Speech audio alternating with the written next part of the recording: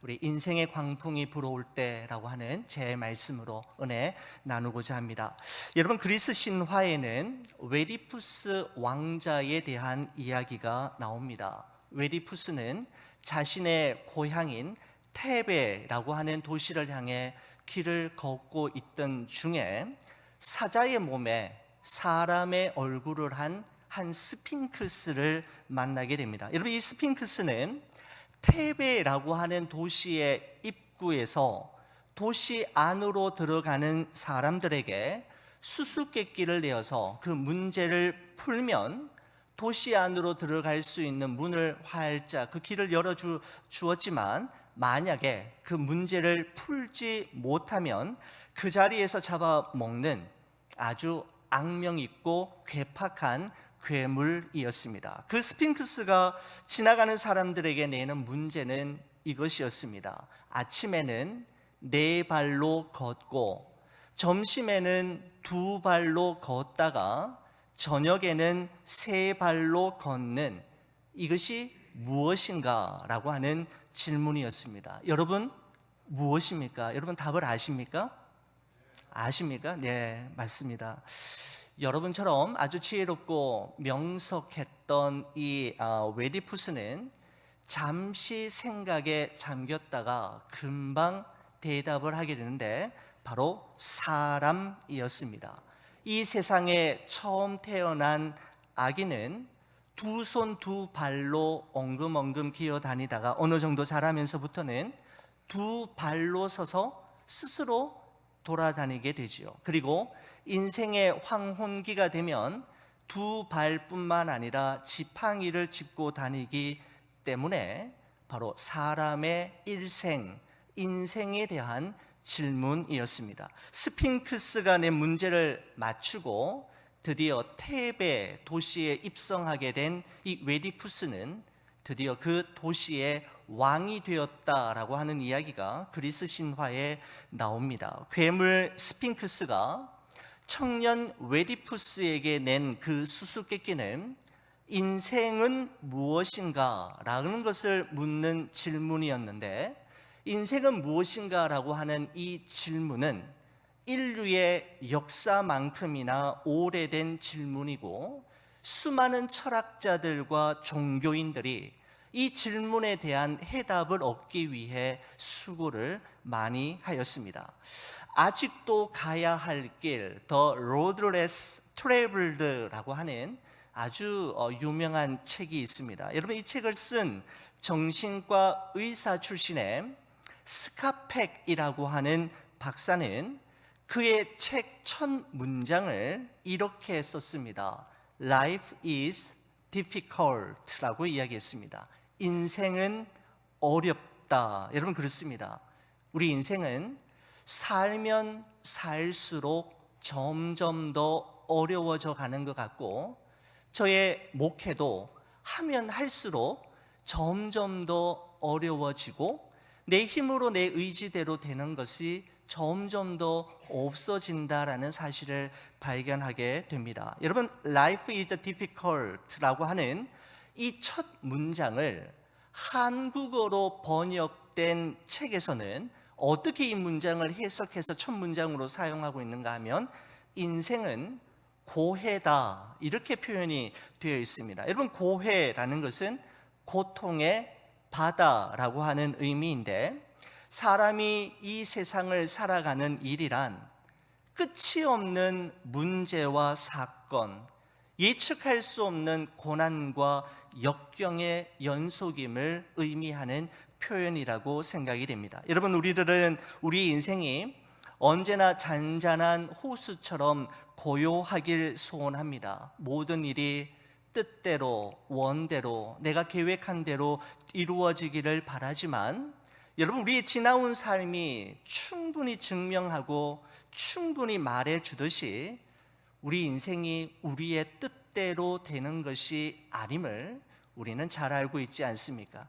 인생이라는 이름의 조각배는 언제나 정해진 항로를 따라 평탄하게만 가는 것은 아님을 우리는 익히 잘 알고 있습니다. 때로는 한 치 앞도 내다보이지 않는 짙은 안개 속에서 방향 감각을 잃고 어찌할 줄 몰라 하던 때도 있었고, 갑작스럽게 발생하는 돌풍과 압도하는 큰 파도를 만나서 우리는 두려움과 공포에 당혹스러움에 휩싸일 때가 한 번, 두 번이 아니었지 않습니까? 사랑하는 우리 교우 여러분, 이처럼 생각지도 못하는 돌풍이 우리 인생을 향하여 거침없이 불어올 때 우리는 어떻게 해야 하는 걸까요?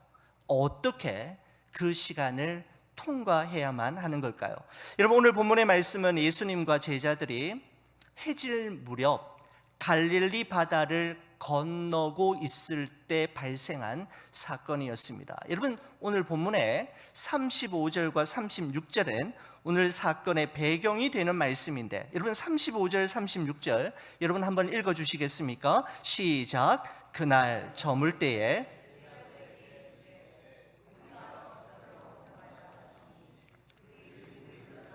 예수를 배에 계신 그대로 모시고 가매 다른 배들도 함께 하더니 라고 기록하고 있습니다.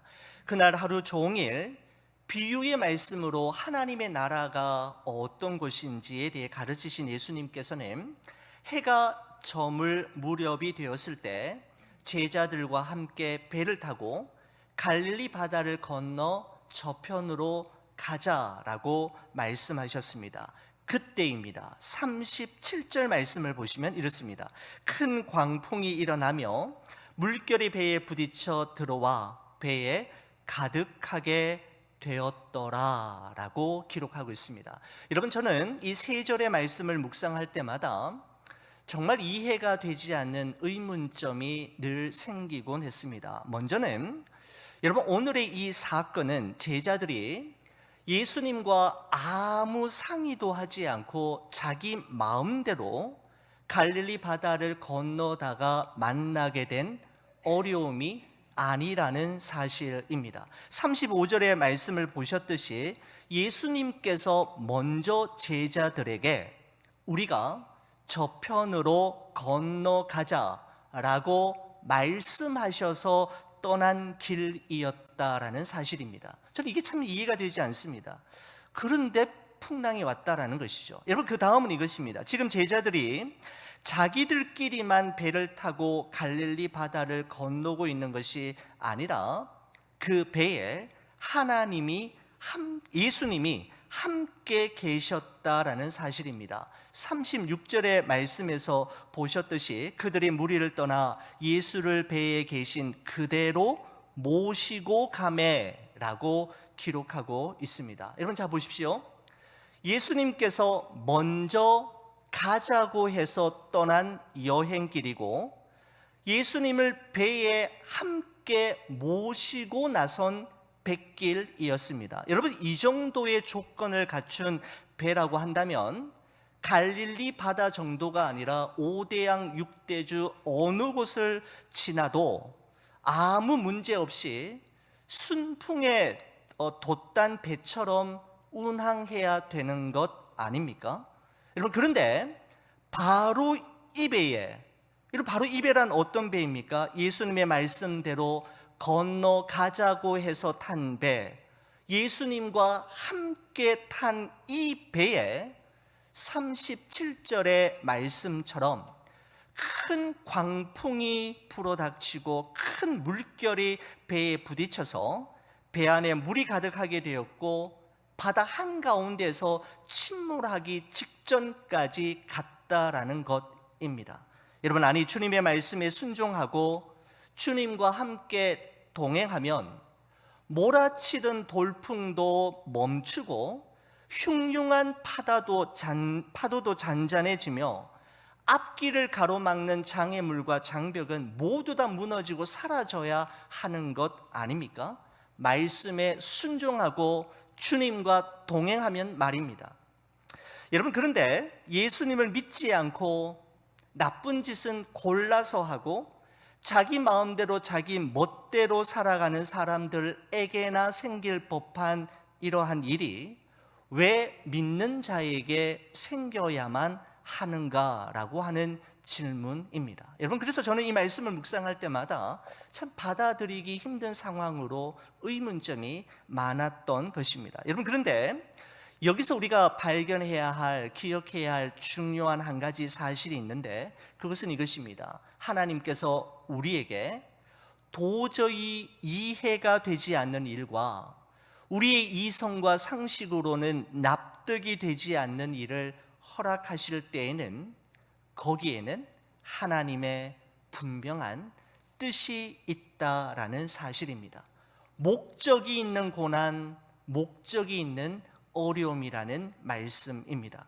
요한복음 9장의 말씀에 보면 이런 기록이 있죠. 예수님께서 제자들과 함께 길을 가시다가 태어나면서부터 앞을 보지 못하는 맹인을 만났습니다. 그때 제자들이 예수님께 묻지요. 예수님, 예수님, 선생님, 선생님, 이 사람이 맹인으로 태어난 것은 누구의 죄 때문입니까? 자기 죄 때문입니까? 아니면 그 사람의 부모의 죄 때문입니까?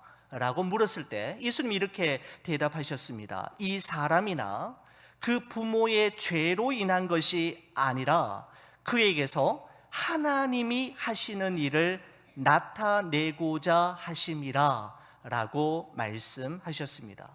여러분, 제자들의 유일한 관심은 누구의 죄 때문인지, 이 고난의 원인이 도대체 누구에게 있는지 있었지만 예수님의 관심은 이 사람을 통해, 그리고 이 사람이 지금 경험하고 있는 이 고통과 아픔을 통해 하나님께서 하시고자 하시는 일이 무엇인지, 하나님이 이루시려는 그 일이 무엇인지에 관심이 있었던 것을 볼 수가 있습니다.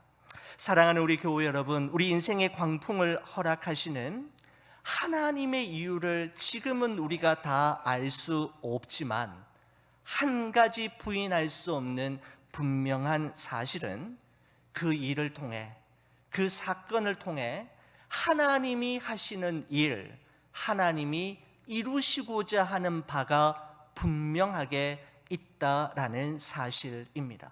여러분, 이런 관점에서 볼 때 우리의 삶은 어느 조각 하나 버릴 것이 없습니다. 지난날 우리가 경험했고 지금 우리가 경험하고 있고, 아니 앞으로 우리가 경험하게 될 삶의 모든 퍼즐 조각들은 결국 우리의 인생을 완성하기 위해 꼭 필요했던 조각들이었음을 깨닫게 되고 감사하게 될 날이 올 것이기 때문입니다. 우리 인생의 광풍이 남기고 간 마음의 상처와 흉터는 내일 우리의 영적 스펙이 될 것이고 우리의 내면을 아름답게 수놓는 무늬로 변해져 있는 것을 보게 될 것입니다. 여러분, 갈릴리 바다 한가운데서 갑작스럽게 만난 광풍으로 인해 침몰하기 직전까지 이르렀을 때에 배의 고물, 여러분 고물이라는 것은 배의 선미를 이야기합니다. 그러니까 배의 가장 끝자락 뒷부분을 이야기하는데, 그래서 깊은 잠에 빠지신 주무시고 계시는 예수님을 깨우지요. 그러자 예수님께서 깨어나셔서 바람과 바다를 향하여 꾸짖으셨다라고 말씀하고 있습니다. 39절 말씀입니다. 예수께서 깨어 바람을 꾸짖으시며 바다더러 이르시되 잠잠하라 고요하라 하시니 바람이 그치고 아주 잔잔하여 지더라 라고 말씀하고 있습니다. 여러분, 예수님께서 바람과 바다를 향해 꾸짖으셨다라고 말씀하셨잖아요. 여러분, 그런데 여기서 꾸짖다라고 하는 이 동사가 마가복음 1장에 한 번 더 사용된 경우가 있었는데, 여러분, 예수님께서 안식일에 회당에서 많은 모인 무리들에게 말씀을 가르치시고 하나님 나라에 대해서 설명하실 때에 그곳에 귀신 들린 사람이 있었습니다. 막 소리를 지르면서 난동을 부리고 있을 때 예수님께서 마가복음 1장 25절 26절에 이렇게 말씀하셨습니다. 예수께서 꾸짖어 이르시되 잠잠하고 그 사람에게서 나오라 하시니 더러운 귀신이 그 사람에게 경련을 일으키고 큰 소리를 지르며 나오는지라 라고 말씀하고 있습니다. 예수님께서 귀신을 꾸짖으셨습니다. 여러분, 무당은 귀신을 달래지만 예수님은 귀신을 꾸짖으실 수 있는 영적 권위와 권세를 가지고 있습니다.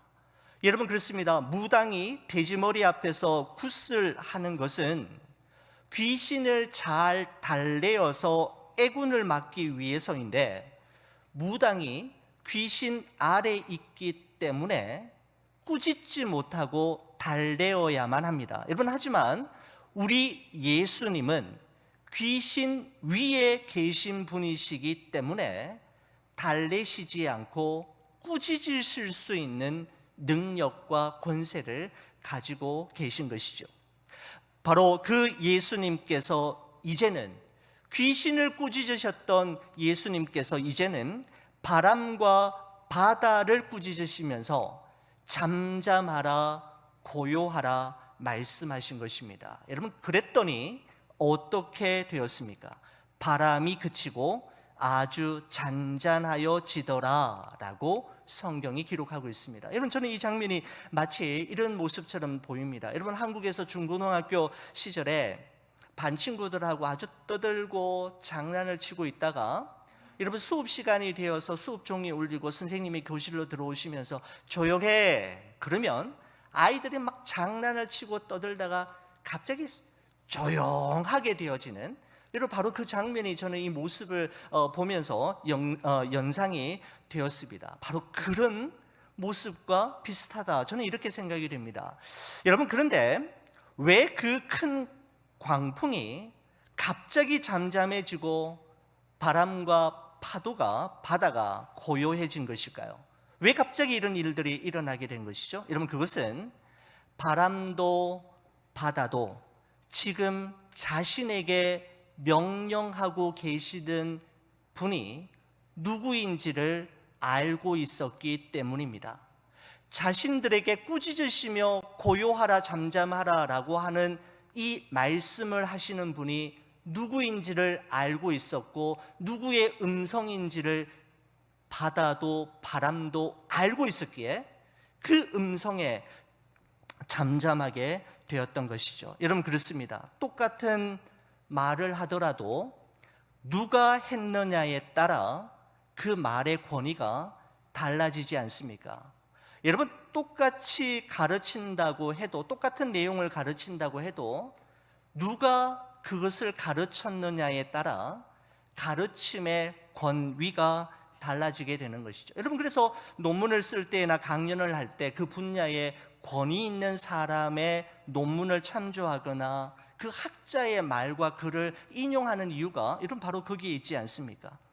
사랑하는 우리 성도 여러분, 우리 예수님의 말씀은 권위가 있습니다. 왜냐하면 예수님 자체가 하나님 말씀이시기 때문이고, 그분의 말씀은 우리 인간처럼 그저 말로만 끝나는 것이 아니라 말씀하시면 말씀하시는 대로 이루어지고 성취되는 능력이 있기 때문입니다. 바로 그 권위 있는 예수님의 말씀에 귀신도 떠나갔고 바람과 바다도 즉시 잠잠하고 고요하게 되었던 것입니다. 여러분, 그렇습니다. 인생의 광풍이 거침없이 우리를 향해 불어올 때 우리는 어떻게 해야 할까요?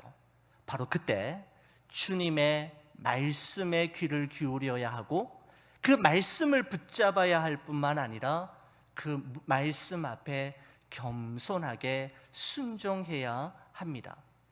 여러분, 대나무가 하늘 찌를 듯이 높이 높이 자라도 광풍과 폭설 앞에 무너지거나 꺾이지 않는 것은 대나무에 매듭, 마디가 있기 때문입니다.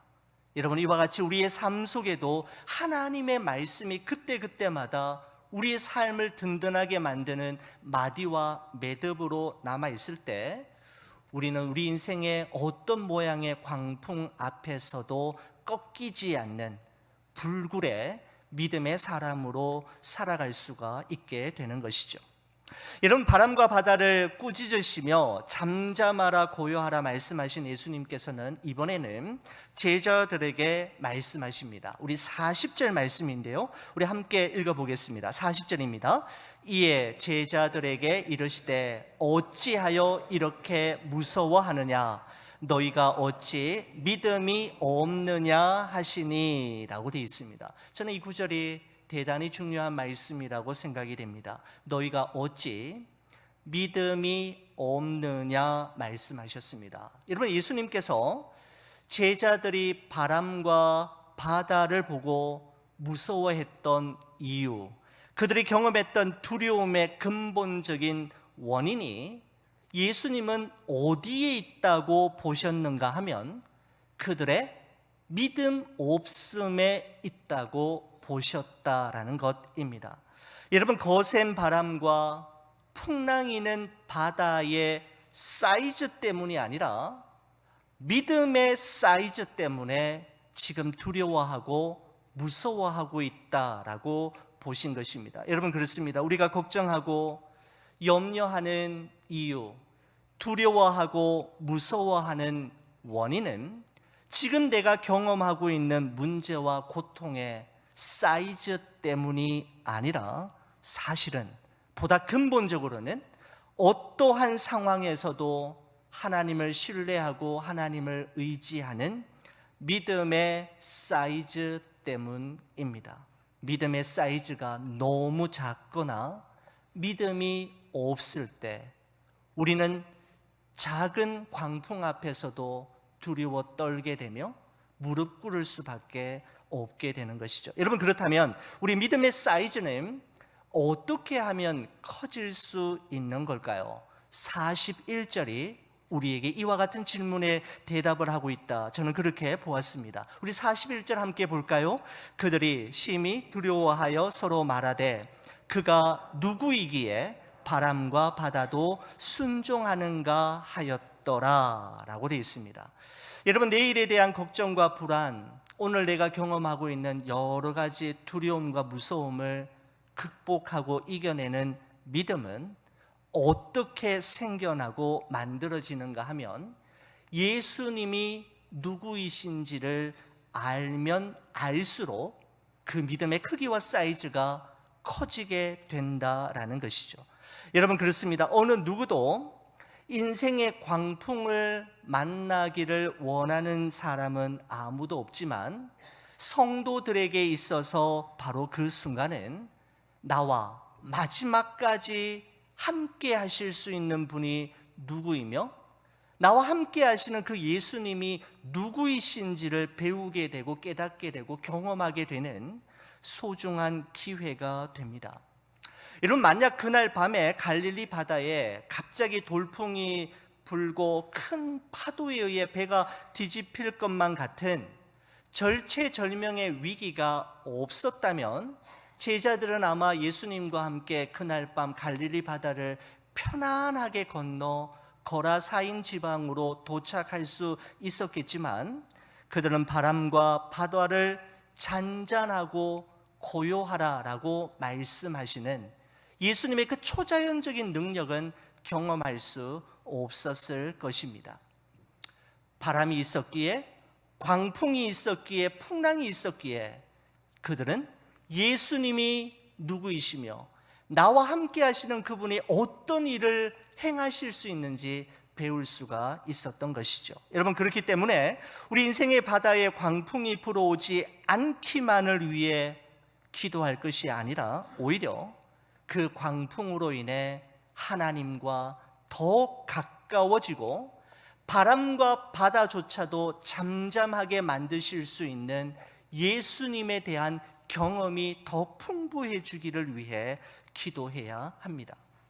여러분, 진짜 축복은 광풍을 만나지 않는 것이 아니라 광풍 가운데서도 우리와 함께 하시는 예수님을 만나고 그 예수님으로 인하여 하나님을 경험하게 되는 것, 바로 그것이 진짜 축복입니다. 여러분, 노르웨이의 숲이라고 하는 우리 책의 작가인 무라카미 하루키가 이런 말을 했습니다. 당신이 폭풍 속에서 나올 때 당신은 더 이상 폭풍 속으로 들어갈 때의 그 사람은 아닙니다. 그리고 그것이 인생의 폭풍이 존재하는 이유입니다 라고 이야기했습니다.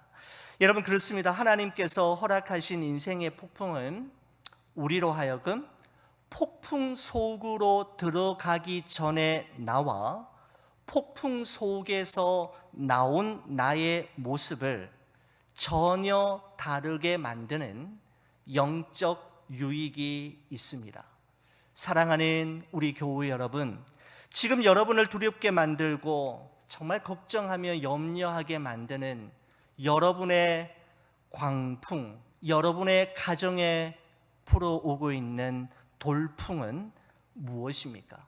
내 힘으로, 내 실력으로, 내가 가진 것으로 극복하려 하지 마시고 하나님을 전적으로 의지하고 신뢰하는 믿음으로 버텨내고 그 과정을 통과하실 수 있기를 바랍니다. 그 과정을 통해 우리는 아무 일도 없었던 사람보다 더 큰 믿음의 사이즈를 가진 강하고 성숙한 믿음의 사람으로 빚어지게 될 것입니다. 우리 함께 기도하시겠습니다.